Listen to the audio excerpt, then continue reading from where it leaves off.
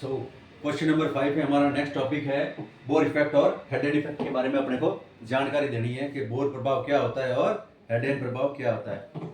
इसका कुछ ओवरव्यू दे रखा है कि presence of CO2 and H+ ion effect haemoglobin affinity for the O2। ये बॉडी के टिश्यूज के अंदर होता है, जबकि ये होता है आपके लंग्स के और कैपिलरीज के अंदर होता है। इसको O2 अनलोडिंग होती है बोलते हैं, इसको CO2 अनलोडिंग भी बोलते हैं सामान्य परिभाषा के अंतर्गत, बोर इफेक्ट के अंतर्गत। जिसमें टिश्यू होता है, टिश्यू के अंदर जो मेटाबॉलिज्म होता है उसमें बाई प्रोडक्ट के रूप में CO2 बनता है। CO2 जल के साथ या H2 के साथ क्रिया करके कार्बनिक एसिड बनाता है। कार्बनिक एसिड की वजह से pH लो हो जाती है। pH लो होने से आपको मालूम है कि pH कमी, pH अगर लो होगी तो ज्यादा एसिडिटी बढ़ेगी, और ज्यादा एसिडिटी बढ़ने से क्या होता है, ऑक्सीजन के ऊपर उसकी ग्रिप है जो कम हो जाती है। तो ये लिखा हुआ है कि लूजन इट्स ग्रिप ऑन O2। और इसी प्रकार से क्या होगा, हाई CO2 और लो pH मिलके क्या करेंगे, ऑक्सीजन उसके साथ बाइंड नहीं होगा। इसी को बोलेंगे अपन O2 अनलोडिंग। जबकि on the other hand Haldane effect के अंदर देखेंगे तो presence of O2 effect haemoglobin affinity to carry CO2। इसके अंतर्गत अपन CO2 को कैरी करने की क्षमता थोड़ी कम हो जाती है, और ये लंग्स या कैपिलरीज के अंदर होता है। जैसा कि लंग्स के अंदर क्या ऑक्सीजन की कंसेंट्रेशन अधिक हुई, कंसंट्रेशन या सांद्रता अधिक होने के साथ में क्या हुआ, ऑक्सीजन हीमोग्लोबिन के साथ बाइंड होगा। बाइंड होने पर यह भी एसिडिटी क्रिएट करता है। एसिडिटी से क्या होगा, pH वगैरह इफेक्ट होगी, जिससे क्या होगा, लोअर होगी एफिनिटी फॉर CO2। वहां पे ऑक्सीजन के लिए, यहाँ पर CO2 के लिए। इसको O2 अनलोडिंग, उसको CO2 अनलोडिंग। और साथ में H+ आयन को होल्ड नहीं कर पाएगा तो क्या करेगा, इसको पुश ऑफ कर देगा फ्रॉम हीमोग्लोबिन। CO2 को इससे अलग कर दिया जाएगा और रिलीज कर दिया जाता है सांस के साथ एल्वेलाई के द्वारा एक्सहेल करके अपन बाहर निकाल सकते हैं। तो अगर हाई O2 होगा तो ये इसके साथ में बाइंडिंग नहीं करेगा। तो बोर प्रभाव अपने को यही बताता है कि CO2 की सांद्रता और अम्लता हीमोग्लोबिन द्वारा ऑक्सीजन में छोड़ने पर क्या प्रभाव होता है। जो CO2 है उसकी कंसंट्रेशन है, और जो pH है जिसको अपन अम्लता कह सकते हैं का, हीमोग्लोबिन के ऊपर और ऑक्सीजन के छोड़ने पर क्या प्रभाव होता है उसके बारे में बता रखा है। जो बोर इफेक्ट होता है ये मोस्टली आपके उत्तक वगैरह या टिश्यूज के अंतर्गत होता है। जब आपके टिश्यू काम करते हैं तो वो CO2 पैदा करते हैं किसी भी कोशिका के अंतर्गत। जैसे मान लो कोई मेटाबॉलिज्म के द्वारा एक्टिविटीज हो रही है, उपापचय क्रिया हो रही है, तो बाई प्रोडक्ट के रूप में क्या बनता है, CO2 बनता है। तो CO2 चूंकि क्या होता है, यहाँ पर माध्यम की अम्लता को बढ़ा देता है। माध्यम की अम्लता बढ़ जाएगी तो अम्लता बढ़ने के कारण क्या होगा, हीमोग्लोबिन के साथ इसकी जो जुड़ने की क्षमता है वो कम हो जाती है बिकॉज ऑफ एसिडिटी। तो हीमोग्लोबिन के साथ इसकी जुड़ने की क्षमता कम होने के परिणाम स्वरूप क्या होगा, हीमोग्लोबिन आसानी से ऑक्सीजन को छोड़ देगा, और ताकि क्या हो, कोशिकाओं को ऊर्जा मिल सके। इसलिए इसको बता रखा है कि हीमोग्लोबिन आसानी से ऑक्सीजन को छोड़ देगा ताकि कोशिकाओं को ऊर्जा मिल सके। और यहाँ पर यह आपको ध्यान रखना है कि जहाँ CO2 ज्यादा होगी वह ऑक्सीजन के साथ छूट जाएगा। जैसे जैसे CO2 अधिक होगी वहां पे O2 कैरी करने की या उसकी ग्रिप लूज होती जाएगी। अब अपन चलते हैं नेक्स्ट, जिसको बोलते हैं हेल्डेन प्रभाव क्या है। हेल्डेन प्रभाव ये बताता है कि ऑक्सीजन की जो सांद्रता है हीमोग्लोबिन द्वारा कार्बन डाइऑक्साइड को ढोने की क्षमता को कैसे प्रभावित करती है, ये अपन हेल्डेन प्रभाव के द्वारा बताते हैं। क्या बताते हैं कि ऑक्सीजन की जो सांद्रता होती है वो हीमोग्लोबिन द्वारा CO2 को ढोने की जो क्षमता है उसको किस प्रकार से प्रभावित करती है। ये मुख्य रूप से अपने फेफड़ों के अंतर्गत होने वाली प्रक्रिया है, जिसके अंतर्गत फेफड़ों में ऑक्सीजन की मात्रा बहुत अधिक होगी। अधिक होने से जैसे ही हीमोग्लोबिन ऑक्सीजन के साथ जुड़ेगा तो वो और ज्यादा अम्लीय हो जाएगा, और अम्लीय हीमोग्लोबिन CO2 को बांध के नहीं रख पाता। चूंकि अम्लीय हीमोग्लोबिन जो होता है वो CO2 को बांध के नहीं रख पाता है, इसी वजह से परिणाम स्वरूप क्या होगा, हीमोग्लोबिन CO2 को छोड़ देगा, जिसके आप सांस के द्वारा बाहर निकाल दोगे। CO2 pushes off from hemoglobin and release into the alveoli and then ultimately exhale। इसके द्वारा क्या होगा, हीमोग्लोबिन CO2 को छोड़ देगा, जिससे अपन सांस के द्वारा CO2 को बाहर निकाल देंगे। तो इसको अपन इस प्रकार भी कह सकते हैं कि जहां पर ऑक्सीजन ज्यादा होगी वहां पर CO2 बाहर निकलती है। ऑक्सीजन ज्यादा, CO2 इसके साथ बाइंड नहीं होगी, CO2 बाहर निकलेगी फ्रॉम एक्सहेल। तो ये अपन ने दो प्रभाव पढ़े जिनको अपन बोर प्रभाव या हेल्डेन प्रभाव कहते हैं। जिसके अंदर बोर प्रभाव के अंदर तो CO2 का प्रभाव ऑक्सीजन पर होता है, हेल्डेन के अंदर O2 का प्रभाव CO2 के ऊपर होता है। ये शरीर के उत्तकों के अंतर्गत होता है बोर प्रभाव, जबकि ये आपके फेफड़ों या लंग्स के अंतर्गत होता है। इसका मेन काम होता है शरीर के क्या नाम है, मुख्य कार्य इसका होता है कि हीमोग्लोबिन में से ऑक्सीजन को मुक्त करना, जबकि इसका मुख्य कार्य होता है हेल्डेन प्रभाव का हीमोग्लोबिन से CO2 को मुक्त करवाना। जबकि इसको ये ऑक्सीजन मुक्त कराता है, ये CO2 मुक्त कराता है, इसीलिए इसको O2 अनलोडिंग और इसको बोलते हैं CO2 अनलोडिंग। ये यहाँ पर CO2 रिलीज हो रही है जबकि यहाँ पे ऑक्सीजन रिलीज हो रही है, इसीलिए इसको बोलेंगे O2 अनलोडिंग बोर इफेक्ट को और इसको बोलेंगे CO2 अनलोडिंग हेल्डेन इफेक्ट को। ये मांसपेशियों के अंतर्गत होगा और ऑक्सीजन पहुंचाएगा और ये क्या करेगा, शरीर से CO2 को बाहर निकालेगा। ये मेटाबॉलिक एक्टिविटीज कहाँ होती है, अपनी मसल्स के अंदर होती है, अपनी सेल्स के अंदर होती है। तो ये अपने मांसपेशियों के अंतर्गत क्या करता है, ऑक्सीजन को पहुंचाता है, जबकि इसके अंतर्गत क्या होता है, अपन CO2 को सांस के द्वारा बाहर निकालते हैं। तो इस प्रकार अपन कह सकते हैं कि बोर प्रभाव जो होता है वो अनलोडिंग में मदद करता है, जबकि हेल्डेन प्रभाव होता है वो CO2 अनलोडिंग में मदद करता है। ये O2 अनलोडिंग में और ये CO2 अनलोडिंग में प्रकट करता है। एक इसका ऑक्सीजन डिसोसिएशन कर्व भी होता है, वो भी अपन देखते हैं, जिसके द्वारा इनके प्रभाव को अपन दर्शा सकते हैं कि ऑक्सीजन डिसोसिएशन कर्व कैसा है। तो ये अपन ने पढ़ा अपन बोर इफेक्ट के बारे में और क्या कहते हैं, हेल्डेन इफेक्ट के बारे में। इसको एक सिग्मॉइड शेप का वक्र होता है जिसमें एस शेप के एक लीनियर ग्राफ होता है जिसमें कोऑपरेटिंग बाइंडिंग होती है, जिसमें हीमोग्लोबिन का एक अणु एक ऑक्सीजन से जुड़ता है तो उसकी संरचना बन जाती है, जिससे दूसरे तीसरे और चौथे ऑक्सीजन के अणु जुड़ने के लिए क्या आसानी हो जाती है। और इस ग्राफ को जैसे जैसे तेजी से ऊपर की तरफ चढ़ेगा वो फ्लैट होता जाता है, या वक्र जो होता है शिफ्ट होता जाता है, कर्व होता जाता है और राइट की ओर खिसकता जाता है। ये दर्शाता है कि CO2 के बढ़ने पर या तापमान के बढ़ने पर या pH के कम होने पर या किसी रासायनिक प्रक्रिया के बंद होने पर, जैसे कि व्यायाम के दौरान मांसपेशियों के अंदर ऑक्सीजन दिलाने की आवश्यकता होती है, वैसे के वैसे ये बता रखा है। और जब वो लेफ्ट की तरफ मूव करता है तो वो CO2 की कमी के कारण, तापमान के कम होने के कारण, pH के क्षारीय होने के कारण या किसी अन्य कोई डिजीज की वजह से हो सकता है। इसको अपन P50 के द्वारा एक सैचुरेटेड या फॉर्म के या संतृप्त अवस्था में बताते हैं, जिसमें हीमोग्लोबिन पर यह दबाव 50% तक होता है, तो ग्राफ में ये दर्शाता है। ये अपन ने पढ़ा बोर इफेक्ट और हेल्डेन इफेक्ट के बारे में और इसके सिमोन ग्राफ के बारे में। अब चलते हैं अपन नेक्स्ट क्वेश्चन की तरफ।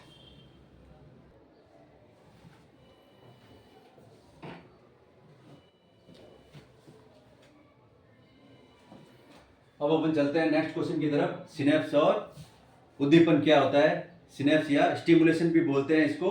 तो उद्दीपन वह प्रक्रिया होती है जिसके अंदर बाहरी और आंतरिक वातावरण में होने वाले कोई भी परिवर्तन होता है जो तंत्रिक शरीर की जो तंत्रिका कोशिका है उनको सक्रिय करता है। स्टिमुलेशन क्या होता है, कोई भी इस प्रकार की आप मान के चलिए बाह्य या आंतरिक वातावरण का कोई एक प्रकार का उद्दीपन है, ये प्रक्रिया है जिसके अंदर क्या होता है, परिवर्तन होता है। किसके अंदर, शरीर की जो तंत्रिका कोशिकाओं के अंदर, वो उनको क्या करता है, एक्टिवेट कर देता है। किसको, न्यूरॉन को। स्टिमुलेट कौन ग्रहण करते हैं, न्यूरॉन करते हैं या फिर तंत्रिका कोशिकाएं करती है। तो स्टिमुलस होता क्या है कि कोई चीज हो सकती है जो शरीर में प्रतिक्रिया पैदा करती है, उसको अपन कहेंगे उद्दीपन।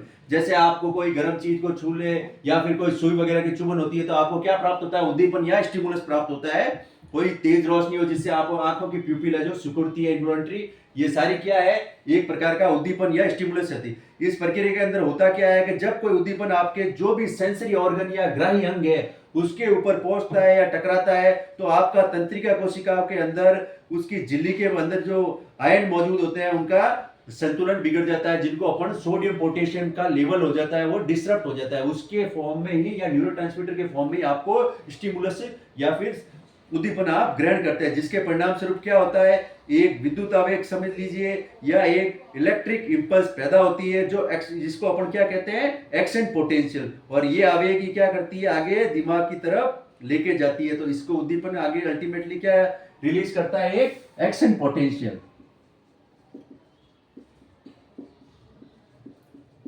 इसको आप बोलोगे एक्शन पोटेंशियल, या फिर ये ऐसा भी कह सकते हैं इसको कि एक विद्युत आवेग उत्पन्न होता है और उसी को अपन क्या बोलते हैं, एक्शन पोटेंशियल। होता किसके द्वारा है, ये एक प्रक्रिया है जिसमें अपने को वातावरण से, चाहे वो आंतरिक हो या फिर बाह्य हो, उसकी वजह से अपने शरीर के जो न्यूरॉन होते हैं वो एक्टिवेट हो जाते हैं। चाहे किसी चुभन में हो, कोई गर्म चीज की वजह से हो, तो आपके सेंसरी ऑर्गन उसको रिसीव करते हैं और रिसीव करके ब्रेन को सिग्नल भेजते हैं, जिसकी वजह से होता क्या है कि आपके मेम्ब्रेन के अंदर जो सोडियम पोटेशियम का जो चैनल होता है वो डिस्टर्ब हो जाता है और उसके द्वारा क्या होता है, नर्व इम्पल्स के अंदर एक्शन पोटेंशियल क्रिएट होता है। इसको अपन क्या बोलेंगे, स्टिमुलस।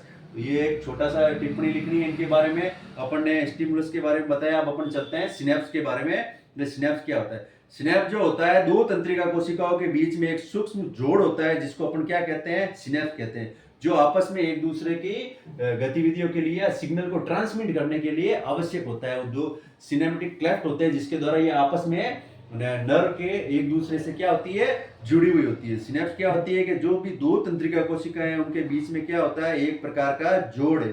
जो अपने शरीर के अंदर लाखों की संख्या के अंदर जो न्यूरॉन है वो एक दूसरे से सिनेप्स के माध्यम से ही जुड़े रहते हैं। तो तंत्रिका कोशिका या न्यूरॉन आपस में किसके द्वारा जुड़े रहते हैं, सिनेप्स के द्वारा जुड़े रहते हैं। तो अपन कह सकते हैं कि इनके बीच में समन्वय किसके द्वारा स्थापित होता है, सिनेप्स के द्वारा। इसके तीन भाग होते हैं, pre synaptic neuron, synaptic cleft और post synaptic neuron.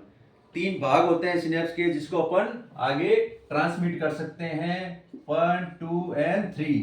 Pre synaptic neuron and synaptic cleft. Pre synaptic neuron, pre synaptic neuron,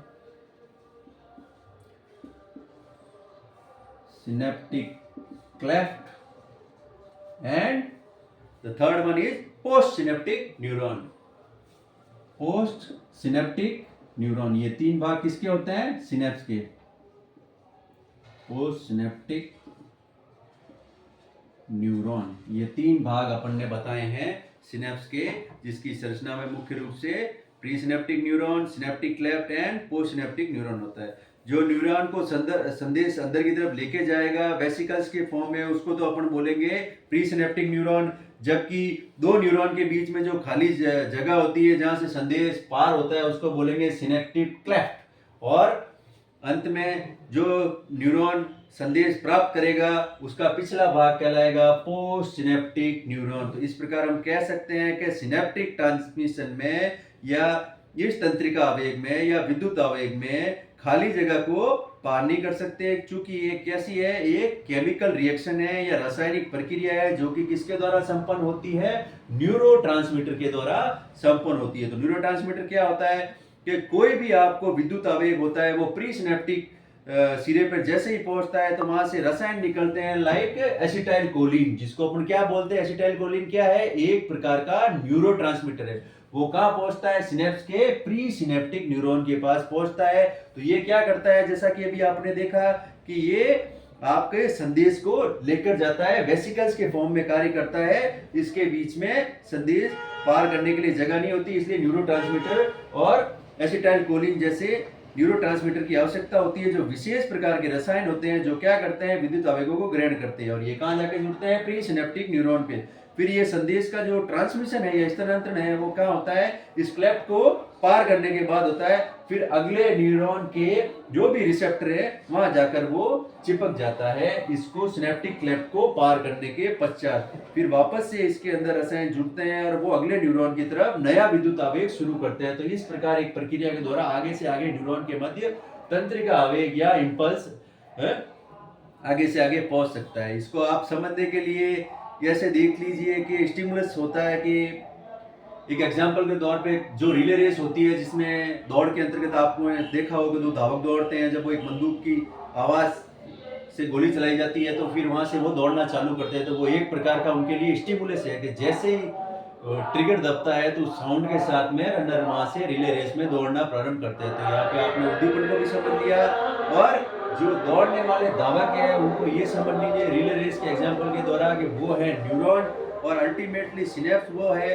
कि जो पहला धावक दूसरे धावक को जो आपस में दौड़ने के दौरान जो पकड़ाता है वही क्या है, आपका एक प्रकार का न्यूरोट्रांसमीटर है, जिसको अपन ने यहाँ पे क्या बता रखा है, न्यूरोट्रांसमीटर को एसिटाइल कोलिन। तो इस एग्जांपल के द्वारा अपन इस प्रक्रिया को अच्छे से समझ सकते हैं, जिसको बोलेंगे रिले रेस में, जिसमें आपकी बंदूक की आवाज हो गई, जिसमें रेस शुरू होती हो तो आपका उद्दीपक या स्टिमुलेशन, और दौड़ने वाले जो धावक हैं वो आपके न्यूरॉन की तरह कार्य करते हैं। और एक धावक द्वारा दूसरे धावक को जो लकड़ी की डंडी पकड़ाई जाती है जिससे वो आगे से आगे रेस को कंटिन्यू करते हैं, वो एक प्रकार का क्या हो गया, न्यूरोट्रांसमीटर हो गया, जो कि एक एसिटाइल कोक के समान यहाँ पर एक्ट कर रहा है न्यूरोट्रांसमीटर के दौरान। तो इस एग्जाम्पल के माध्यम से अपन ने समझा कि किस प्रकार से सिनेप्स और स्टिमुलस आपस में कार्य करते हैं। ये एक प्रकार का केमिकल रिएक्शन होता है जिसके अंदर न्यूरोट्रांसमीटर होते हैं जो कि क्या करते हैं, इसका नियंत्रण करते हैं। और न्यूरल कंट्रोल और कोऑर्डिनेशन के लिए ये केमिकल सिनेप्स ही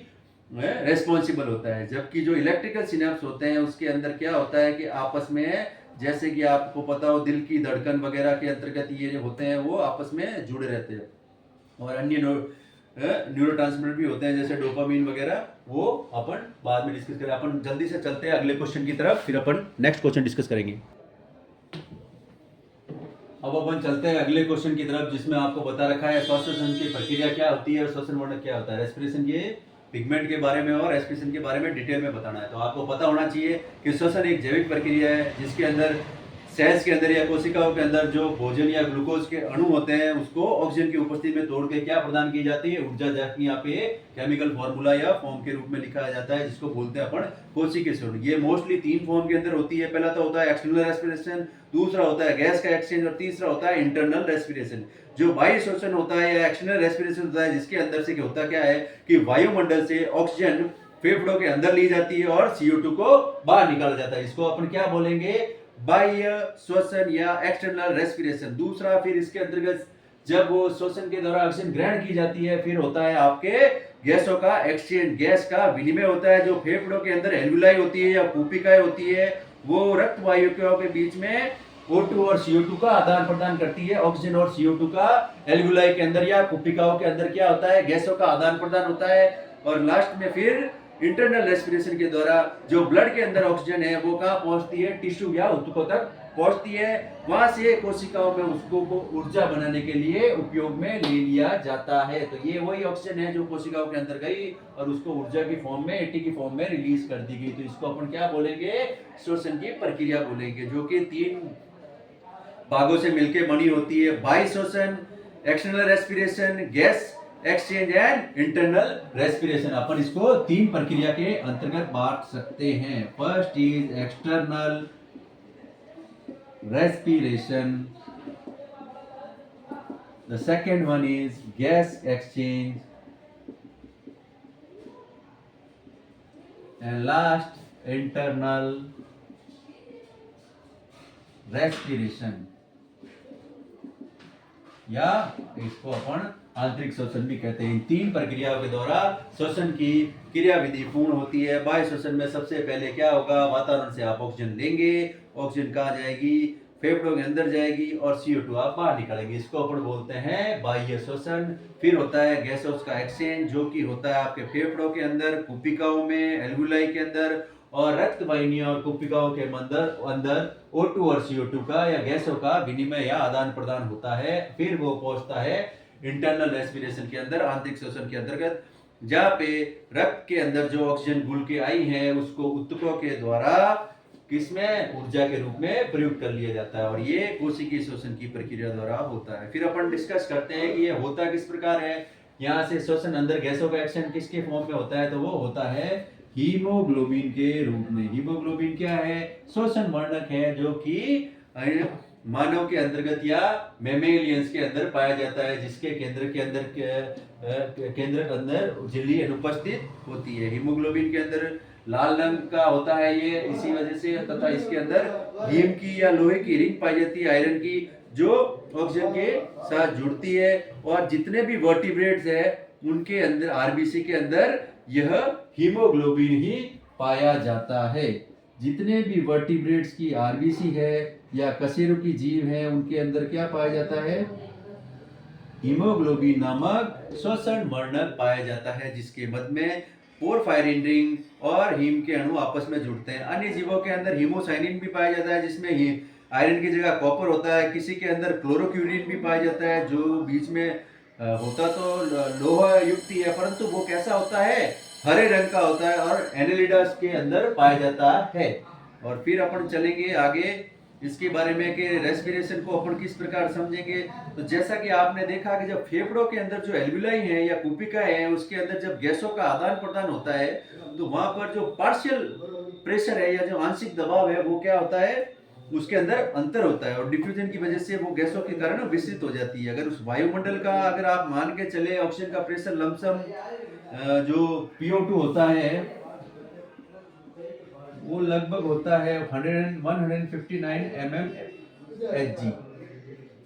ये होता है वायुमंडल का आपका दबाव, जबकि आपके फेफड़ों या एल्वुलाई के अंतर्गत जो दबाव मान के चल रहे हो वो होता है 104 mm पर Hg। ये आपके एल्वुलाई के अंदर होता है 104 mm Hg। ये आपके दबाव को दर्शाता है। किसका? ये एक प्रकार का आंशिक दबाव है या पार्शियल प्रेशर है जिसको कह सकते हैं। और फिर यहाँ पर जब गैसों का ट्रांसपोर्ट होता है या एक्सचेंज होता है तो 97% तक तो हीमोग्लोबिन जो होता है वो ऑक्सी हीमोग्लोबिन बन के पहुंच जाती है और 3% जो होती है वो प्लाज्मा में डिजोल्व हो जाती है, जैसा कि अपन ने पिछली क्लास के अंतर्गत भी पढ़ा था। तो ये CO2 का ट्रांसपोर्ट होता है 3 फॉर्म के अंदर। फर्स्ट वो प्लाज्मा में घुल जाएगी अप टू 7% तक तो वो प्लाज्मा में घुल जाती है, और उसके बाद में एक कार्ब अमीनो हीमोग्लोबिन के रूप में भी ये 23% प्रयुक्त होती है, और मोस्टली प्रयुक्त होती है इन फॉर्म ऑफ HCO3 और बाई कार्बोनेट। ये होती है लगभग 70% मात्रा इसी रूप में गैसेस एक्सचेंज के रूप में प्रयुक्त होती है। और इसको अपन ने पढ़ा भी था क्लोराइड शिफ्ट, जिसको हैम्बर्गर फिनोमिना कहते हैं, उसके अंतर्गत यही चीज होती है कि किस प्रकार क्लोराइड आयन उस मेम्ब्रेन के अक्रॉस मूव करते हैं। इसको अपन ने हेल्डेन प्रभाव में या हैम्बर्ग फिनोमिना के अंतर्गत पढ़ा था। तो अपन ने ये पढ़ा कि CO2 का ट्रांसपोर्ट 3 रूप में होता है, प्लाज्मा के रूप में, कार्ब अमीनो हीमोग्लोबिन के रूप में और बाइकार्बोनेट के रूप में। इसके बाद में अगर अपन ने सेलुलर रेस्पिरेशन देखा तो ये ग्लूकोज के अणु ऑक्सीजन के साथ क्रिया करके CO2 जल बनाता है, साथ में ऊर्जा रिलीज करता है और उच्च अणुभार वाले श्वसन वर्णक के रूप में ये आगे कार्य गतिविधि करता है। जैसा कि आपको जानकारी है कि हीमोग्लोबिन एक क्वाटरनरी प्रोटीन है जिसमें 4 पॉलीपेप्टाइड श्रृंखलाएं होती हैं, 2 अल्फा और 2 बीटा, और इनके बीच में एक हीम ग्रुप होता है जिसको आप पोरफायरिन रिंग और आयरन आपस में जुड़ के रहते हैं। तो आप कह सकते हैं कि एक हीमोग्लोबिन अणु में अधिकतम 4 ऑक्सीजन को ढोने की क्षमता होती है। एक हीमोग्लोबिन का अणु 4 ऑक्सीजन को कैरी कर सकता है या ढो सकता है, क्योंकि उसके अंतर्गत 4 पॉलीपेप्टाइड श्रृंखला होती है। और ये कैसा है? एक क्वाटरनरी प्रोटीन है जिसके अंदर 2 अल्फा और 2 बीटा श्रृंखलाएं है, ताकि पोरफायरिन रिंग के साथ आयरन जुड़ता है। इसी वजह से हीमोग्लोबिन का एक अणु 4 अणुओं के साथ गति कर सकता है, अणुओं को ढोके ले जा सकता है बॉडी के अंदर कोशिकाओं तक ऊर्जा और ऑक्सीजन पहुंचाने के लिए। और इसकी वैल्यू अलग जीवों में अलग अलग होती है। तो ये अपन ने पढ़ा। अब अपन चलते हैं नेक्स्ट क्वेश्चन की तरफ। अब हम चलते हैं नेक्स्ट क्वेश्चन की तरफ। Question number 8, negative feedback mechanism of hormone. Hormone की जो ऋणात्मक प्रणाली है उसको अपन कैसे समझेंगे, या नेगेटिव फीडबैक क्या होता है उसके बारे में जानकारी देती है। कि जब कोई हार्मोन की जब मात्रा बढ़ती है ना, तो उस मात्रा के साथ स्वयं का उत्पादन वो कम कर देता है। इसको अपन बोलते हैं नेगेटिव फीडबैक। कहने का तात्पर्य ये है कि जब कोई हार्मोन बढ़ता है तो उसकी मात्रा को वो स्वयं ही या प्रोडक्शन वो स्वयं ही कम कर देता है, जिसको अपन बोलते हैं नेगेटिव फीडबैक। ये एक थर्मोस्टेट की तरह कार्य करता है। थर्मोस्टेट से यहाँ पे तात्पर्य है कि जैसे भी तापमान बढ़ेगा ना, एक सीमा से ऊपर हो जाएगा तो सिस्टम उसको फॉर्म करना या प्रोडक्शन करना रोक देता है। इसी को अपन क्या बोलते हैं? Negative feedback. ये किसके द्वारा होता है? हार्मोन के खुद के द्वारा। तो इस प्रणाली को अपन डिटेल में समझेंगे। ये मुख्यतः HPT एक्सिस के द्वारा या HP एक्सिस के द्वारा समझ सकते हैं। जैसा कि मेंशन है, HPT एक्सिस होता क्या है? हाइपोथैलेमस, पिट्यूटरी एंड थायराइड, इन तीनों को मिलकर एक एक्सिस बनाता है जिसके द्वारा नेगेटिव फीडबैक मैकेनिज्म का या हार्मोन का कंट्रोल होता है। जिसके अंदर हाइपोथैलेमस रिलीज करता है TRH, जो कि जाना जाता है thyrotropin releasing hormone. Then anterior pituitary release करती है TSH, which is known as a thyroid stimulating hormone, जो अल्टीमेटली जाके किसको रिस्पांसिबल करता है? थायराइड को स्टिमुलेट करता है, कि उत्तेजित करता है, कि ताकि वो एक प्रकार का उद्दीपन देता है। जब थायराइड जाके रिलीज करती क्या है? T3 and T4। तो ये यहाँ पर क्या बता रखा है? T4 या थायरॉक्सिन हार्मोन का, या ट्राइथाइरोआयोडीन भी बोलते हैं, T3 को उसका रिलीज करता है। तो ये जब एक इसको स्टिमुलस प्रदान होता है, उसके बारे में अपन पढ़ेंगे। HTP में होता क्या है कि जब शरीर में किसी हार्मोन की कमी हो गई तो हाइपोथैलेमस सिग्नल भेजता है। बॉडी के अंदर कोई भी हार्मोन है, उसकी कमी होने पे सबसे पहले HPT एक्सिस में से हाइपोथैलेमस क्या करता है? एक संकेत भेजता है। फिर वहां से रिलीजिंग हार्मोन होते हैं, वो हाइपोथैलेमस एक विशेष हार्मोन निकालता है, रिलीजिंग हार्मोन, जिसको अपन बोलते हैं TRH। और उस TRH के बाद में क्या करता है? ये आपके एंटीरियर पिट्यूटरी को उत्तेजित करता है। एंटीरियर पिट्यूटरी ग्लैंड जो होती है, स्टिमुलेटिंग हार्मोन TSH को छोड़ती है। जो TSH क्या करता है, TSH जो होता है थायराइड को जाके स्टिमुलेट करता है कि आप T4 हार्मोन को रिलीज कीजिए। तो इसके अंदर आपकी टारगेट ग्लैंड तो है थायराइड, बट अल्टीमेटली वो इन प्रोसेस के थ्रू या HPT एक्सिस के थ्रू पहले हाइपोथैलेमस TRH को बोलेगा, TRH एंटीरियर पिट्यूटरी को स्टिमुलेट करेगी, एंटीरियर पिट्यूटरी TH फॉर्मेशन करेगी TSH का। इसका नाम ही थायराइड स्टिमुलेटिंग हार्मोन, ये थायराइड को स्टिमुलेट करेगा जो कि एंटीरियर पिट्यूटरी द्वारा रिलीज होता है। एंटीरियर पिट्यूटरी को कौन स्टिमुलेट करता है, TRH हार्मोन। TRH किसके द्वारा रेगुलेट होता है, हाइपोथैलेमस, जो कि मास्टर ऑफ ग्लैंड का भी मास्टर, हाइपोथैलेमस को मास्टर ग्लैंड बोलते हैं, लाइक पीनियल एंड पिट्यूटरी। तो ये आप देख रहे हो कि पिट्यूटरी ग्रंथि स्टिमुलेट हार्मोन TSH छोड़ती है जो कि थायराइड हार्मोन को आगे बढ़ने में आदेश देती है कि आप थायराइड को रिलीज कर दिए, बॉडी के अंदर आवश्यकता है। इस फीडबैक लूप के अंतर्गत होता क्या है कि जो आपका मुख्य हार्मोन है थायरोक्सिन, इसके स्तर को पर्याप्त बनाए रखते हैं ताकि हार्मोन के माध्यम से वापस से हाइपोथैलेमस और पिट्यूटरी तक पहुंचाया जा सके।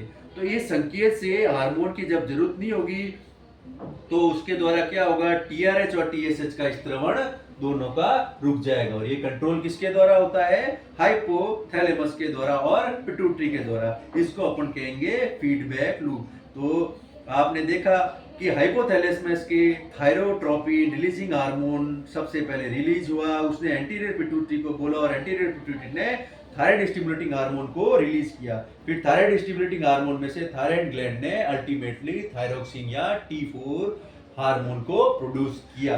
तो इस नेगेटिव फीडबैक के द्वारा अपन ने देखा कि जब ब्लड के अंदर T4 का लेवल बढ़ जाता है तो हाइपोथैलेमस पिट्यूटरी को इनहिबिट कर देगा कि आप T4 का अधिक उत्पादन ना कीजिए।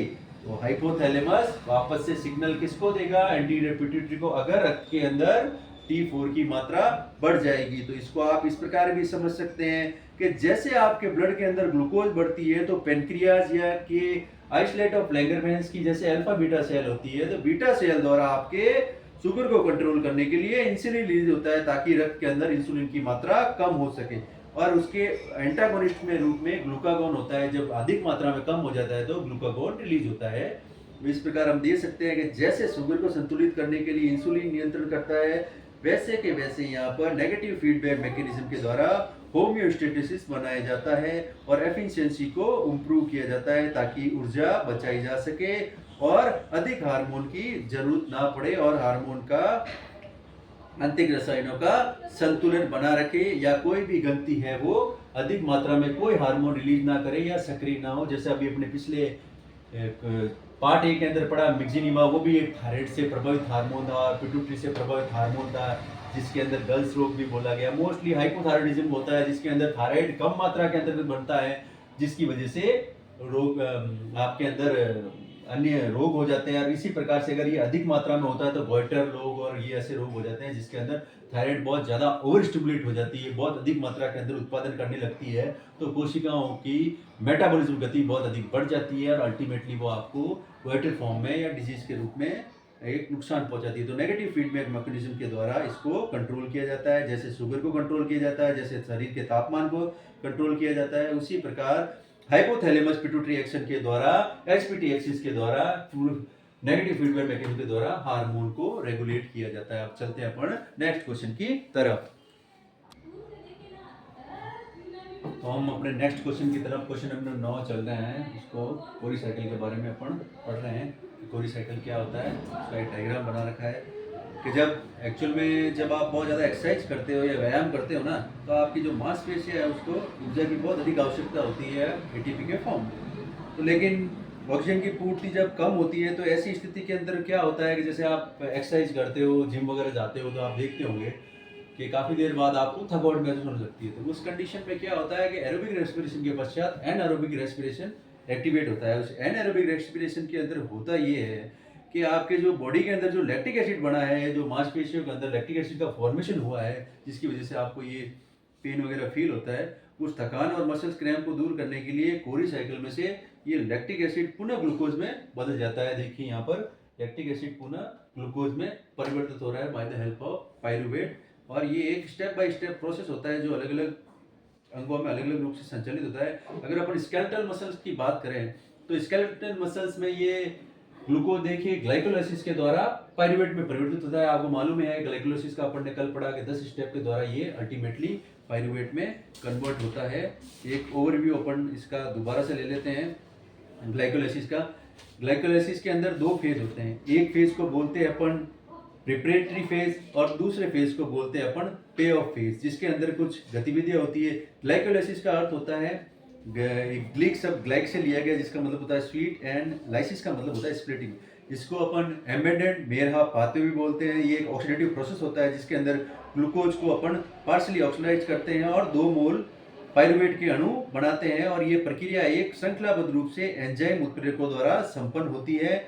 और इस ग्लाइकोलाइसिस की पाथवे में ग्लूकोज का अपन उपापचय करते हैं जो कि कोशिका द्रव के अंतर्गत होता है। और ये एक बहुत ही यूनिक पाथवे है जो कि एरोबोलिक जो कि वायवीय और अवायवीय रूप दोनों रूप से हो सकता है और मॉलिक्यूलर ऑक्सीजन को ट्रांसलेट करता है, जिसमें ग्लूकोज पहले ग्लूकोज 6 फॉस्फेट में, फिर फ्रक्टोज 6 फॉस्फेट में, फिर fructose 1,6-bis phosphate, then after glyceraldehyde 3 phosphate, glyceraldehyde 3 phosphate convert होता है ड्राई हाइड्रोक्सी एसिटोफिनोन फॉस्फेट में। यहाँ तक की प्रवस्था कहलाती है pre respiratory phase. Then after ये शिफ्ट होता है पी ऑफ फेज के अंदर, जिसके अंदर glyceraldehyde 3 phosphate convert into 1,3-bis phosphate glyceraldehyde also known as a BPG 1,3-bis phosphoglycerate. वो बाद में 2 एटीपी का निर्माण करके 3 फॉस्फोग्लिसराइड या 3पीजी में कन्वर्ट होता है 3पीजी। देन आफ्टर कन्वर्ट इनटू 2पीजी which is known as a 2 phosphoglycerate,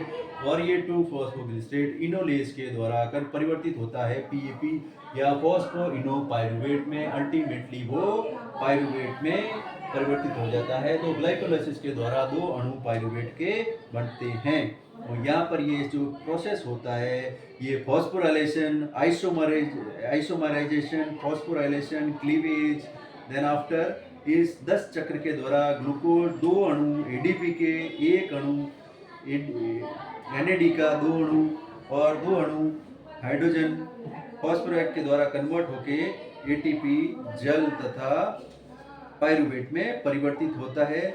और ये एंजाइम के द्वारा होने वाली क्रियाविधि या गतिविधि है जो कि आपके कोशिका द्रव या साइटोसॉल में संपन्न होती है, जो कि एक प्रकार का केमिकल रिएक्शन है। और इसको अपन साइटोप्लाज्मिक ऑर्गन को ग्लाइकोसोम के द्वारा परिवर्तित कर सकते हैं। आगे अपन इसके बारे में डिस्कस करेंगे कि किस प्रकार कोरी साइकिल का इसके अंतर्गत रोल होता है। जो कंकाली पेशियां होती है, कंकाली पेशियां स्केलेटल मसल अपन ने पेशियों के प्रकार के अंदर पढ़ा था, उसके अंदर ग्लाइकोलाइसिस की क्रिया हुई और ग्लाइकोलाइसिस की क्रिया द्वारा इसके अंदर जो ग्लाइकोजन जमा था वो ग्लूकोज में टूटकर पायरुवेट बना देगा।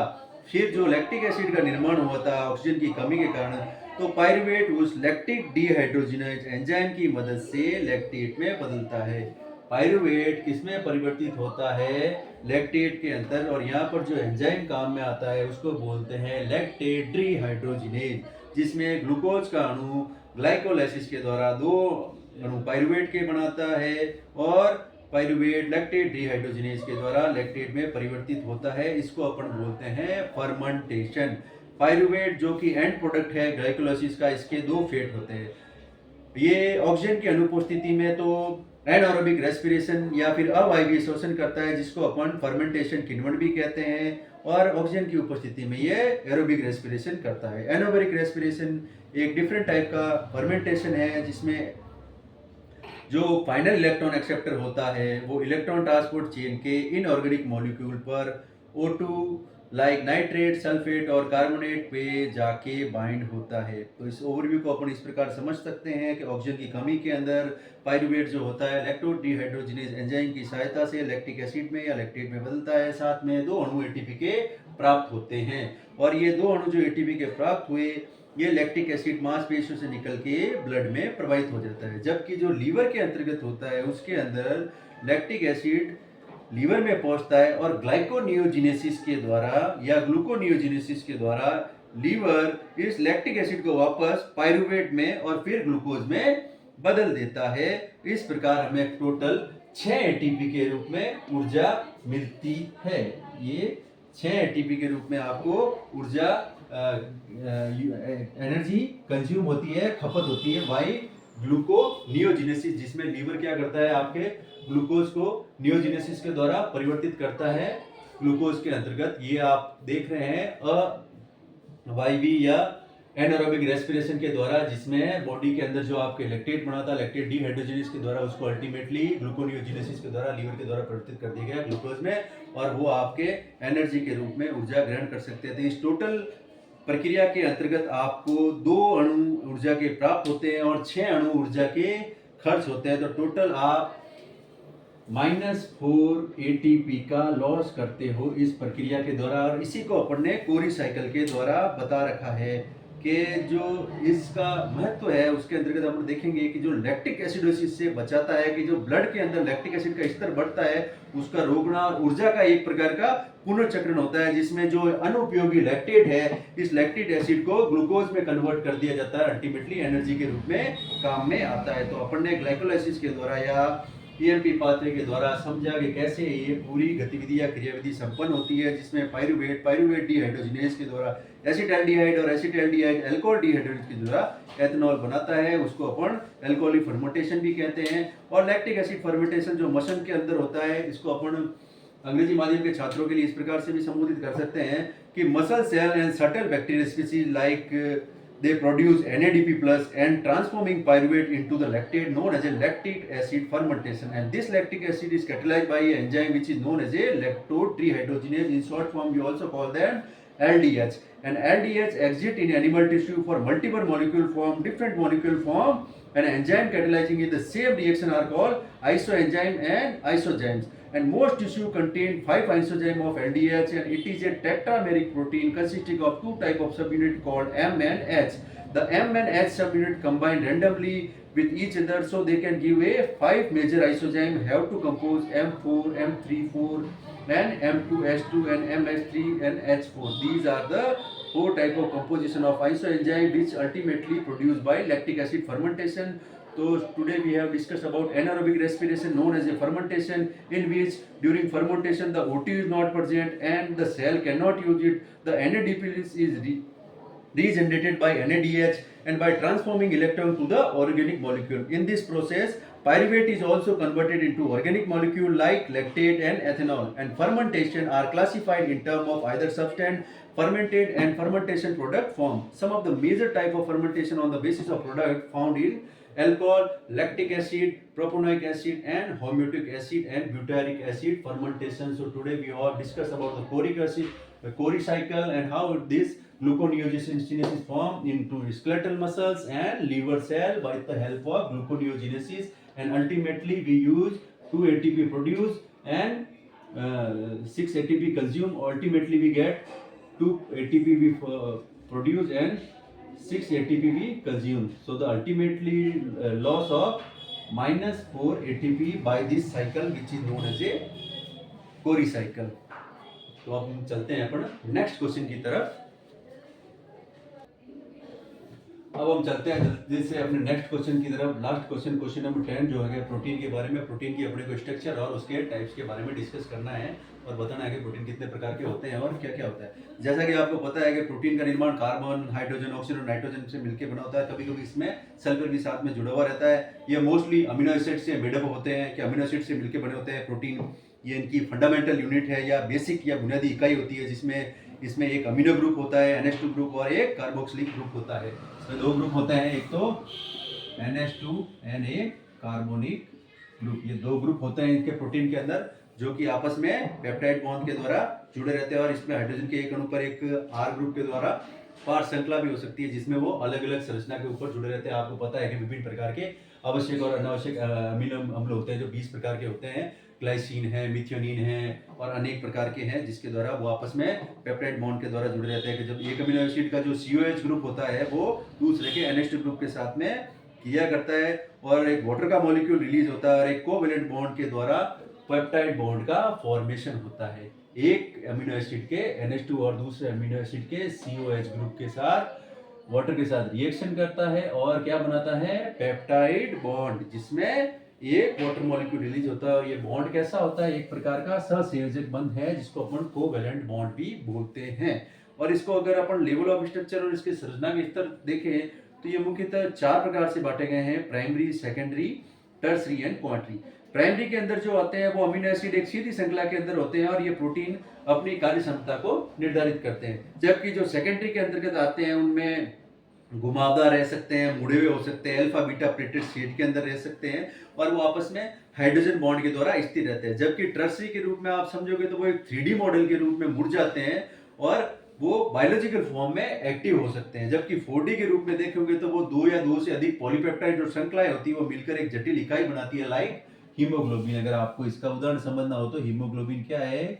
2 अल्फा और 2 बीटा पॉलीपेप्टाइड श्रृंखलाओं से मिलकर बना है। फिर अपन ने पढ़ाया था हीम ग्रुप में श्वसन वर्णक के अंदर भी पोरफायरिन रिंग वगैरह होती है। तो ये क्या है? एक प्रकार का क्वाटरनरी स्ट्रक्चर है या चतुर्थक संरचना है जिसमें प्रोटीन में 4 अणु जो है दो पॉलीपेप्टाइड श्रृंखला के रूप में आपस में जुड़े रहते हैं। अब अपन आते हैं नेक्स्ट इसके टाइप्स के बारे में कि इनकी आकृति के आधार पर और इनकी रासायनिक संरचना के आधार पर अपन प्रोटीन को मुख्य रूप से 3 भागों में बांट सकते हैं: आकृति और रासायनिक संरचना के आधार पर। Simple protein, conjugated protein and derivative protein. सबसे पहले आते हैं अपन सिंपल प्रोटीन पे। ये नॉर्मली केवल और केवल अमीनो एसिड से मिलकर बने होते हैं। ये 2 टाइप के हो सकते हैं: तंतुमय और गोलाकार। तंतुमय मींस फाइब्रस, जो कि एक लंबे धागे जैसे हो सकते हैं और ये वाटर में इनसोल्यूबल हो सकते हैं। इसके उदाहरण हैं केराटिन और कोलेजन। केराटिन आपको पता ही है, आपके बाल और नाखून बने होते हैं, और कोलेजन आपकी त्वचा और हड्डियों के बीच में जो जॉइंट वगैरह होता है उसको अपन उदाहरण के द्वारा समझ सकते हैं। तो केराटिन और कोलेजन इसके उदाहरण हैं। केराटिन एंड कोलेजन किसके उदाहरण हैं? सिंपल प्रोटीन में किसके? फाइब्रस का एक प्रकार बता रखा है। और ग्लोबुलिन का देखेंगे तो आप एल्बुमिन और हिस्टोन प्रोटीन जो डीएनए के अंदर होते हैं उनको आप देख सकते हो। हिस्टोन एंड ग्लोबुलिन, ये ग्लोबुलर प्रोटीन के उदाहरण है जो कि एक प्रकार का सिंपल प्रोटीन है। तो ये अपन ने देखा सिंपल प्रोटीन जो कि अमीनो एसिड से मिलकर बने थे। फाइब्रस और ग्लोबुलर 2 टाइप के थे जो कि लंबे धागे समान और वाटर में इनसोल्यूबल होते हैं। उनको तो अपन नाखून के द्वारा और त्वचा हड्डियों के बीच में कोलेजन के द्वारा और केराटिन के द्वारा समझ सकते हैं। दूसरे जो गोलाकार प्रोटीन होते हैं और पानी में घुलनशील होते हैं, लाइक एल्बुमिन, एग वगैरह एंड हिस्टोन जो डीएनए के अंदर मौजूद होते हैं, ये कैसे हैं? ये ग्लोबुलर प्रोटीन है। फिर आते हैं अपन कॉन्जुगेटेड प्रोटीन पे। इसके अंदर अमीनो एसिड के साथ साथ में एक कोई प्रोस्टैटिक ग्रुप होता है जो कि प्रोटीन ना होकर कोई गैर प्रोटीन का भाग बनकर बनाता है। उसके आधार पर इनको अपने फर्दर सब डिवाइड किया गया है। वो न्यूक्लियोप्रोटीन भी हो सकते हैं, ग्लाइकोप्रोटीन भी हो सकते हैं, लिपोप्रोटीन भी हो सकते हैं या क्रोमोप्रोटीन भी होते हैं। अगर प्रोटीन न्यूक्लिक एसिड के साथ जुड़ जाएगा तो उसको अपन बोलेंगे न्यूक्लियोप्रोटीन, जिसका कि आपको पता है क्रोमोसोम जो है एक प्रकार का क्या है? न्यूक्लियोप्रोटीन है। क्रोमोसोम जो एक प्रकार का न्यूक्लियोप्रोटीन है जिसमें प्रोटीन किसके साथ जुड़ा है? न्यूक्लिक एसिड के साथ। इसका उदाहरण है क्रोमोसोम। फिर है लिपोप्रोटीन। लिपोप्रोटीन को अगर आप समझना चाहें तो कोलेस्ट्रॉल एक प्रकार का लिपोप्रोटीन ही है। कोलेस्ट्रॉल एक प्रकार का लिपोप्रोटीन है जो लीवर के द्वारा प्रोड्यूस भी होता है। इसमें प्रोटीन के साथ क्या जुड़ा हुआ है?